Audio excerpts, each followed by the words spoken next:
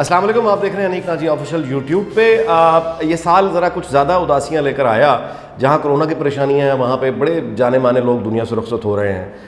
अदाकारों में इरफान खान को हमने देखा दुनिया से रुखसत हुए। उसके बाद अभी ऋषि कपूर की खबर आ गई है, वो भी जा चुके हैं। ऋषि कपूर ज़ाहिर है कि उनको देखते हुए हम यानी मेरी नस्ल ख़ास तौर पर उनको देखते हुए जवान हुई, उनकी फ़िल्में देखते हुए जवान हुई।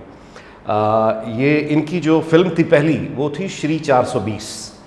उस वक्त इनकी उम्र थी 2 साल। और श्री 420 में वो एक गाना है, हम ना रहेंगे तुम ना रहोगे, रह जाएंगी निशानियाँ। ये वो उस गाने के बीच में जब फ़िक्रा आता है तो एक बच्चा जो बारिश में भाग रहा है 2 साल का, वो ऋषि कपूर थे। और उस वक्त भी यानी आप यूँ कहें कि उस सेट पे सबसे ज़्यादा तंग इन्होंने किया था कि वो 2 साल की उम्र थी। और वो जो भागे हैं ये अदाकारी नहीं कर रहे थे, वो अदाकारा नरगिस थी जो दूर से चॉकलेट दिखा रही थी और ये चॉकलेट लेने के लिए भाग रहे थे। उसके बाद ये बड़े हुए तो उसके बाद इन्होंने जो एक और फिल्म मेरा नाम जोकर, उसमें अपने ही वालिद के बचपन का किरदार इन्होंने अदा किया। उस वक्त इनकी उम्र गालिबन 14-15 बरस रही होगी। और फिर 1973 में जो इनकी फ़िल्म आई वो थी जिसमें ये बतौर हीरो आए, वो थी बॉबी। अब ये वो साल है जब यानी आई वॉज बॉर्न इन 1973।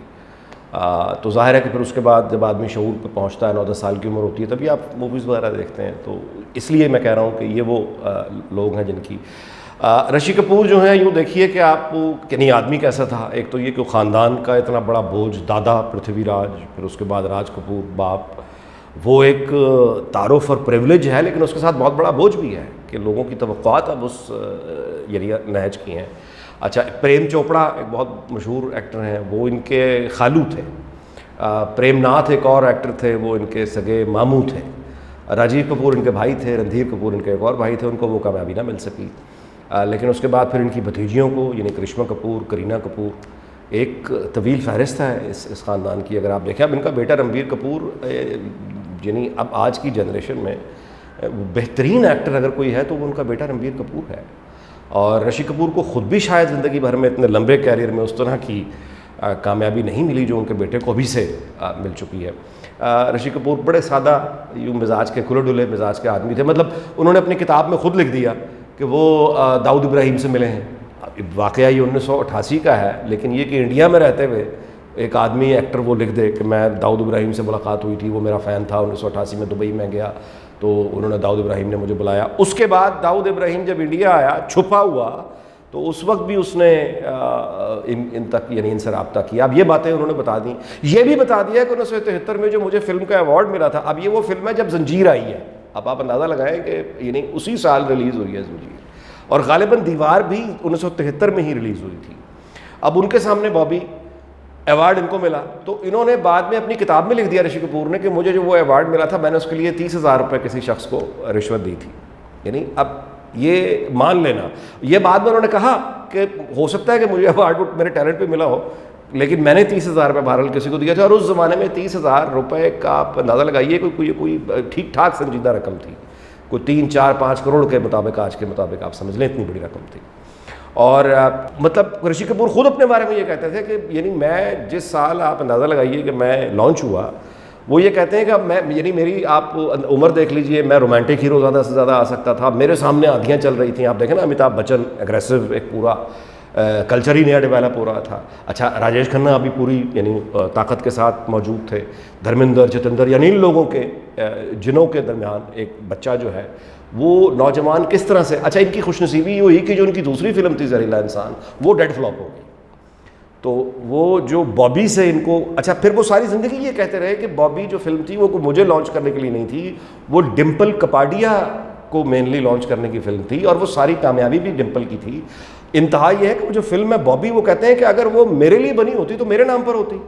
वो तो लड़की का जो कैरेक्टर था हीरोइन का, उसका नाम बॉबी था, और उसी बॉबी जो है वो फिल्म का भी नाम भी था।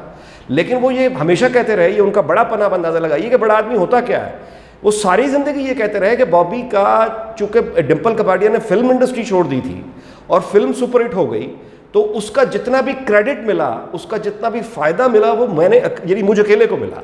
अगर डिम्पल ने उस वक्त शादी ना की होती और वो मेरे साथ बाहर काम कर रही होती तो वो क्रेडिट उसको भी मिलता, लेकिन उस फिल्म का सारा क्रेडिट मुझे मिल गया, बेनिफिशरी मैं हो गया। अब ये कहने के लिए कितना बड़ी यानी दिल में वुसअत चाहिए। यानी एक आदमी वो मान रहा है कि मैंने जो अवार्ड मिला था उसके पैसे दिए थे, वो ये कह रहा है कि दाऊद इब्राहिम से मैं मिला था, और वो कहता है कि चूंकि मैं एक्टर हूँ लिहाजा मुझे क्रिमिनल से भी मिलना है। अगर मुझे किसी कैदी का मतलब है, कोई बेल पे बाहर आया हुआ है, कोई जेल में कैद है, मैंने जाकर उसको भी ऑब्जर्व करना है, एक आदमी भागा हुआ है, मुझे उसको भी ऑब्जर्व करना है अगर मुझे वैसा किरदार करना पड़ गया। और फिर वो ये कहता रहा कि मेरे पास इसके अलावा चारा ही कुछ नहीं था कि मैं अच्छे कपड़े पहनता। यानी उन लोगों में, अब आप वो अगर 70s और 80s का और फिर वो लेकर आए जहन में, तो वो कहते हैं कि वो जो भरपूर 20-25 साल 20 साल जो इनको बतौर हीरो काम करने के मिले, उसमें वो कहते हैं कि मैंने फिर तवज्जो ये की कि मैं उस तरह का अग्रेसिव नहीं बन सकता, मैं उस तरह का कोई इनका मुकाबला नहीं कर सकता, ये जन्नात जो खड़े हुए हैं अमिताभ बच्चन वगैरह, तो मैं यही कर सकता हूँ कि मैं कपड़े कम अज़ कम ऐसे पहनूं गानों में कि वो कपड़े ही नोटिस होने लग जाएं। अब ये एक एक्टर अपने बारे में कह रहा है। इनका सफ़र आप देखिए कि जैसे उस ज़माने में फिल्म, वैसे 70s में अब अगर वो फिल्में देखें 80s की भी 90s की भी, तो वो बहुत सारी उस वक्त आदमी को लगता यही है कि लोग बड़े फॉरगिविंग होते थे। मिसाल के तौर पे अमर अकबर एंथनी, अब वो फिल्म अगर आप देखें तो ये सुपर डुपर हिट फिल्म है। मैं आपको इसकी, यानी ये फिल्म अमर अकबर एंथनी जब रिलीज़ हुई है, मनमोहन देसाई ने बनाई थी, तो 25 हफ्ते मुंबई के 25 हफ्तों में ये फिल्म चलती रही थी। 25 हफ्ते 25 यानी सिनेमाघरों में ये फिल्म चली है। और इस फिल्म का एक सीन अगर आप नेटफ्लिक्स पे पड़ी हुई है अमर अकबर एंथनी, अगर आप निकाल के देखें तो उसका एक सीन जो बड़ा इमोशनल, बड़ा मशहूर हुआ था, वो ये था कि तीनों बेटे, यानी एक मुसलमान कैरेक्टर है, एक हिंदू है, क्रिश्चियन है, अमर अकबर एंथनी, वो जो है वो दर हकीकत एक स्टोरी में एक ही माँ के बेटे हैं जो बचपन में अलहदा हो गए थे।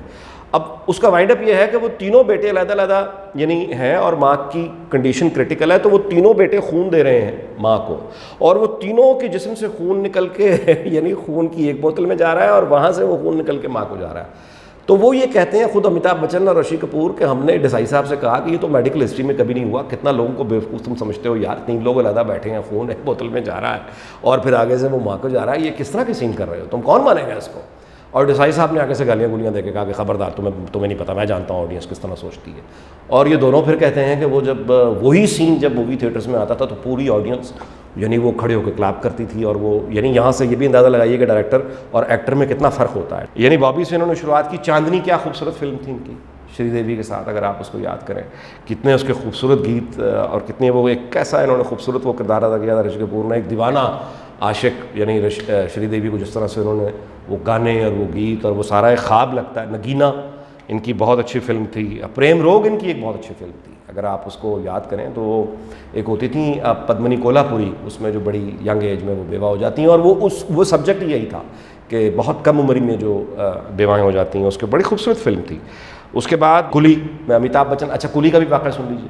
कुली जो अमिताभ बच्चन के साथ उन्होंने काम किया, उसमें जो चोट लगी अमिताभ बच्चन को तो वो इतनी सीरियस हो गई कि वो आज तक सबको ये याद है कि कुली में अमिताभ बच्चन के साथ ये मिसहैप हो गया था। ये किसी को याद नहीं है कि उसमें कुछ स्टंट्स ऋषि कपूर ने ज़िद करके खुद किए थे और ज़ख्मी हुए थे, सारा चेहरा उनका वो, लेकिन वो अमिताभ बच्चन की वजह से इनकी जो है वो उस तरह से बात नहीं बन सकी। फिर उसके बाद इनका दामनी फिल्म आई, साजन बड़ी खूबसूरत इनकी फिल्म थी। उसके अलावा इनकी जो फिल्म है ये वादा रहा, इसके गीत, अच्छा सागर फिल्म वो एक बड़ी खूबसूरत फिल्म थी। कमला हसन जो थे एक बड़े संजीदा अदाकार थे, लेकिन इनसे उम्र में और यानी फील्ड में जूनियर थे। तो वो ऋषि कपूर खुद ये कहते हैं कि यानी मुझे बड़ा अजीब लगता था, यानी वो कहते हैं कि मुझे ये नुकसान हुआ कि मैं चूँकि वालिद और दादा के प्रोफेशन में आया तो मुझे सारे लोग चिंटू चिंटू कहते थे, यानी इज्जत ही उस तरह की नहीं करता था।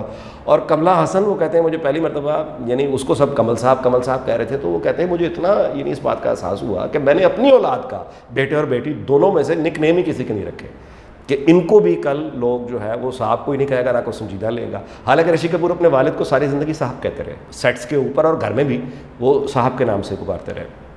बहुत सी यादें ऋषि कपूर के साथ इन्होंने। और इरफान खान ने एक फ़िल्म 2013 में गालिबन की थी, उसका नाम था डी डे। अच्छा वो कोई ज़रा एडवेंचरस किस्म की फ़िल्म थी।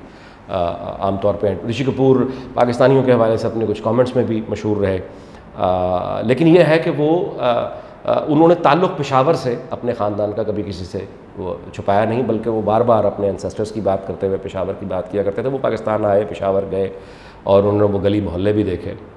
बहरहाल एक बड़ा आदमी जो दुनिया से चला गया। और दूसरे जो इरफान खान साहब की भी मैं अज़मत के बारे में आपको बताने से पहले ये समझाता हूँ कि वो बड़े थे क्यों। कमर्शियल वो सक्सेस उस तरह की नहीं थे, यानी ऐसा नहीं है कि इरफान खान को आप ये कहें कि वो शाहरुख खान की तरह या सलमान खान की तरह क्रेज़ थे, लेकिन एक्टर वो बहुत बड़े थे। अब एक्टर क्या होता है? एक्टर वो होता है, ये डॉक्टर मुबशर हसन बहुत हमारे इनकलाबी दानश्वर हुआ करते थे, जानने वाले जानते हैं कि उनकी वुसअत क्या थी इल्म की। ये मुझे डॉक्टर मुबशर हुसैन, अल्लाह उनकी मग़फ़िरत करे, उन्होंने बताया था कि बड़ा एक्टर वो होता है जो एक आप नंबर 1 कि वो आपको वैरायटी कितनी दे सकता है। यानी वैरायटी से मुराद ये है कि वो आपको अमीर लगे बने तो ज़ाहिर है कि अमीर वो आपको लगे। अच्छा, अमीर भी 2 तरह के होते हैं। एक ख़ानदानी अमीर वो है जो तहम्मुल वाला होता है, एक ख़ानदानी अमीर वो है जो बिगड़ा हुआ होता है। इन दोनों शेड्स के को लेकर अब आप नीचे आ जाए। मिडिल क्लास करना पड़ता है तो कैसे करता है, भट्टा मजदूर का एक्ट यानी करना पड़ेगा तो क्या, बाप बनेगा तो क्या बनेगा, बेटा बनेगा तो कैसे बनेगा। फिर इसके अलावा और वैरायटी होती है कि क्या ये आदमी एंग्री यानी एक डिप्राइव्ड यानी रोल में क्या ये बंदा जचेगा, क्या ये बंदा सिर्फ रोमांटिक मूवीज़ के लिए सूट करता है, या क्या ये आदमी को इनकलाबी का किरदार भी अदा कर सकता है। तो ये वैरायटी जितनी ज़्यादा आती चली जाएगी, एक्टर वो उतना ही बड़ा होता चला जाएगा। मिसाल के तौर पे मोहम्मद रफ़ी वो इसलिए बहुत बड़े गुलकार हैं कि उनके पास वैरायटी बहुत ज़्यादा है। मतलब वो शमी कपूर के लिए गा रहे हैं तो आपको लगेगा शमी कपूर गा रहा है। अब शमी कपूर में और अमिताभ बच्चन में और राजेश खन्ना में ज़मीन आसमान का फ़र्क है इन तीनों लोगों में। लेकिन मोहम्मद रफ़ी जब गाएंगे इन तीनों के लिए तो आपको लगेगा ये दिलीप ही गा रहा है, ये शमी कपूर ही गा रहा है, ये अमिताभ ही गा रहा है, ये ऋषि कपूर, यानी मोहम्मद रफ़ी ने ऋषि के लिए भी गाने गाए।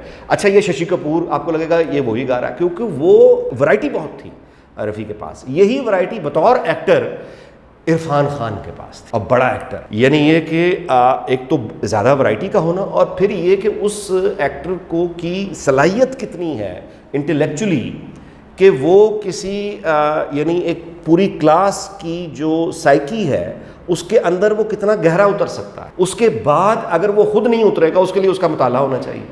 अच्छा, किताबों का मुताला होना चाहिए, किताब नहीं तो फिर चलो फिल्मों का मुताला होना चाहिए, वो नहीं तो फिर बाहर निकल के ज़माने का मुशाहिदा होना चाहिए। यानी वो रिलेट करना जानता हो एक एक्टर कि मैं जिस इकनॉमिक और सोशल क्लास के बंदे का कैरेक्टर प्ले कर रहा हूँ, वो क्लास इज्तमाई तौर पे किन मसाइल का शिकार है, उसका इज्तमाई तौर पे सोचने का अंदाज़ क्या है, वो कैसे रिएक्ट करती है मुख्तलिफ़ चीज़ों के ऊपर। ये मुतालिया होता है जो किसी एक्टर को बड़ा बनाता है। और इरफान खान की जो खूबी थी, उस तरह की कमर्शियल सक्सेस उनके पास नहीं थी, लेकिन आपने देखा कि संजीदा तरीके नहीं, सब लोगों को दुख हुआ। यहाँ बॉर्डर जो है वो इररेलेवेंट हो गया। यानी हमने देखा कि अभी जो हमारी कशीदगी जारी है, यानी कश्मीर पे मुस्तकिल यानी दोनों अफवाज टेंशन में हैं, मगर उसके बावजूद इन दोनों हजरात का जो जाना है वो पाकिस्तान में उसका लॉस उसी तरह से महसूस किया जा रहा है जिस तरह ख़ुद भारत में किया जा रहा है।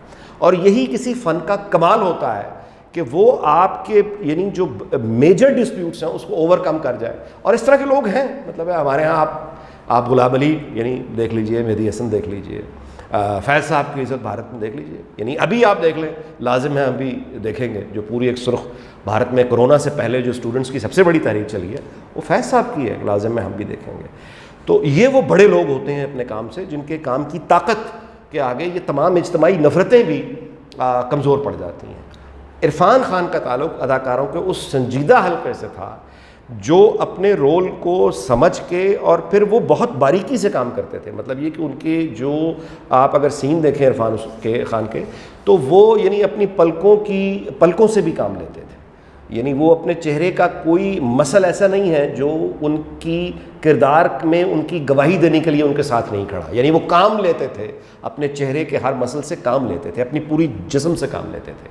और इंटेलेक्चुअल डेप्थ उनकी क्या थी वो जाने से पहले जो उन्होंने खतूत लिखे उससे समझ आ गई। इन दोनों हजरात का मेरा ख्याल यूँ समझिए कि आज ताज़ियत पे ही ये गुफ्तगू होनी थी जो हुई, इसी पर ख़त्म करते हैं और दुआ करते हैं कि अदाकार और मौसीक़ार और शायर और फ़नकार मोहब्बतों का पैगाम फैलाने वाले वो लकीर के इस तरफ हैं या उस तरफ, खुदा करे कि इनका इज्तमाई काम हमें इंसानियत के रास्ते पर डालें, हमें जंगों से निकालें, हमें दोस्ती के रास्ते पर डालें। इस दुआ के साथ आज की गुफ्तगू नशिस्त का अख्ताम करते हैं। आपसे फिर मुलाकात होगी। देखते रहिए YouTube पे अनीक नाजी ऑफिशियल।